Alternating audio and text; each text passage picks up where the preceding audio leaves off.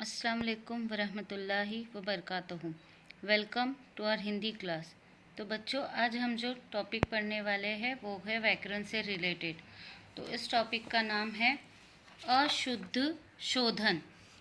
अशुद्ध शोधन यानी जो हिंदी में हम लिखते वक्त मात्राओं की गलती करते हैं तो उसको किस तरीके से शुद्ध करके लिखा जा सकता है, उसे कहते हैं अशुद्ध वाक्यों को शुद्ध करके लिखना। जिस तरीके से यहाँ पर आप लोगों को बताया गया है, भारत में विभिन्न प्रांतों के लोग रहते हैं, वे हिंदी के शब्दों का उच्चारण अपने तरीके से करते हैं।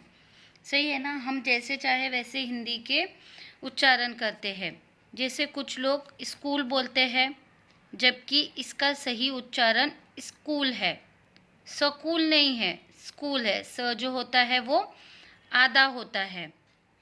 क्या आप जानते हैं कि हिंदी भाषा में जैसा बोला जाता है वैसा लिखा जाता है।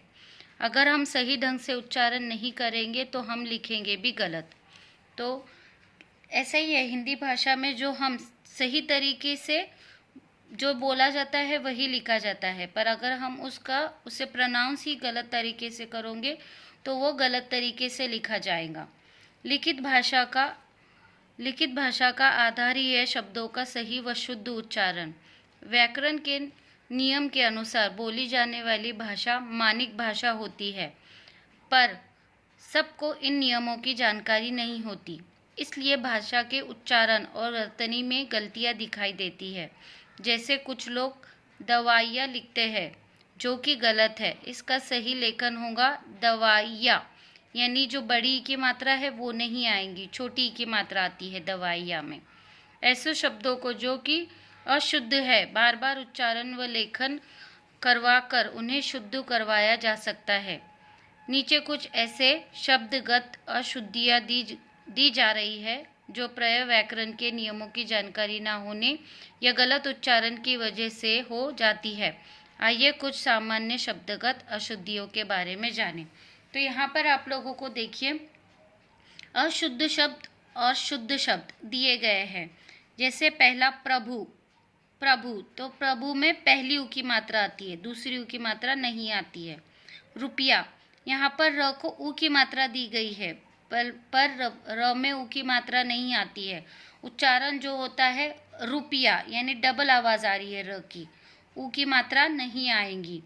गुरु में भी उ की मात्रा दी गई है, लेकिन गुरु में उ की मात्रा नहीं आती है।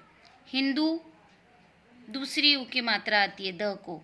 मूर्ख, यहाँ पर हम मूर्ख र का उपयोग कर रहे हैं, पर हम र नहीं लिखेंगे। हम ये जो चिन्ह होता है ये र के उपयोग के लिए प्रयोग किया जाता है। जैसे मूर्ख, ख पे हम ये जो चिन्ह देंगे उसकी आवाज़ आती है र की, मूर्ख। तो इस तरीके से बच्चों आप लोगों को इन शब्दों को ध्यान से देखना है, पढ़ना है, इनके सही उच्चारण की तरफ आप लोगों को तवज्जो देनी है, ध्यान देना है कि किस तरीके से, जिस तरीके से हम शब्दों को उच्चारण करेंगे उसी तरीके से हम लिखेंगे। तो हमें सब शब्दों का जो है उच्चारण वो सही तरीके से करना चाहिए, जिससे हम उसे सही तरीके से लिख सके। जैसे वाक्य में भी देखिए, हम लोग कभी कभी वाक्य गलत भी लिख देते हैं। जैसे ये वाक्य दिया गया है, जंगल में बूढ़ा लोमड़ी रहती थी, पेड़ पर हरी तोता बैठा था। तो ये वाक्य सही है या गलत है?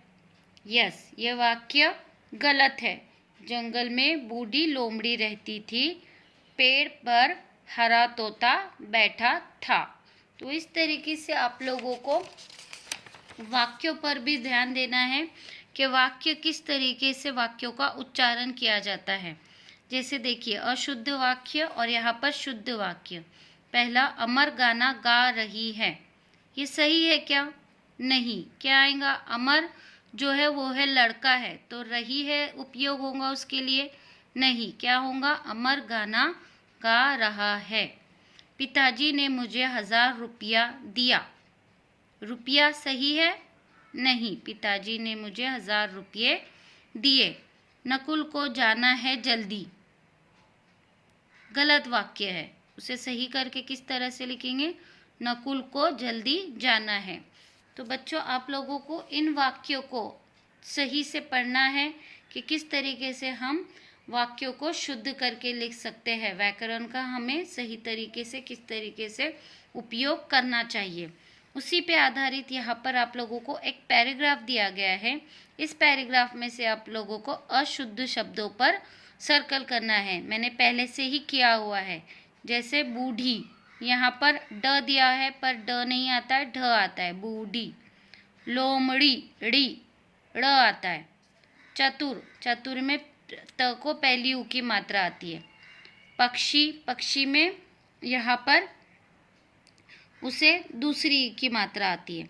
तो इस तरीके से बच्चों आप लोगों को इस पैराग्राफ पर ध्यान देना है और इसमें से आप लोगों को जो है, जो गलत, जो अशुद्ध शब्द है उन पर आप लोगों को सर्कल करना है। ठीक है। उसके बाद यहाँ पर आप लोगों को कुछ अशुद्ध शब्द वाक्य दिए गए हैं, आप लोगों को उसे सही करके लिखना है। जैसे वे चलते चलते थक चुका था, तो सही वाक्य क्या होगा? वह चलते चलते थक चुका था। दूसरा, तभी उनकी नज़र पेड़ पर लगे काले काले अंगूर पर पड़ी, तो वाक्य क्या बनेगा? सही वाक्य क्या होगा? तभी उसकी नज़र, उनकी की जगह पर उसकी नज़र पेड़ पर लगे काले काले अंगूर पर पड़ी। एक तोता बड़ी नटखट था, तो क्या होगा? एक तोता बड़ा नटखट था। इस तरीके से बच्चों आप लोगों को वाक्य गलत, अशुद्ध वाक्यों को शुद्ध करके फिर से लिखना है। इसके बाद यहाँ पर आप लोगों को दो वाक्य एक साथ दिए गए हैं। आप लोगों को वाक्य पढ़ना है और जो सही वाक्य है उसके सामने सही का चिन्ह लगाना है। जैसे काकी बोली, यह तो ठंडे अंगूर ही है। काकी बोली, ये तो ठंडे अंगूर ही है। तो कौन सा वाक्य सही होगा? काकी बोली, ये तो ठंडे अंगूर ही है। तो इस वाक्य के सामने आप लोग सही का निशान लगाएंगे। इस तरीके से आप लोगों को वाक्य पढ़ना है और जो शुद्ध वाक्य है उसके सामने सही का आप लोगों को निशान लगाना है। Okay, so student, do your homework on time. इंशाल्लाह we will meet in the next class. अल्लाह हाफिज़। अस्सलाम वालेकुम वरहमतुल्लाहि वबरकातुहू।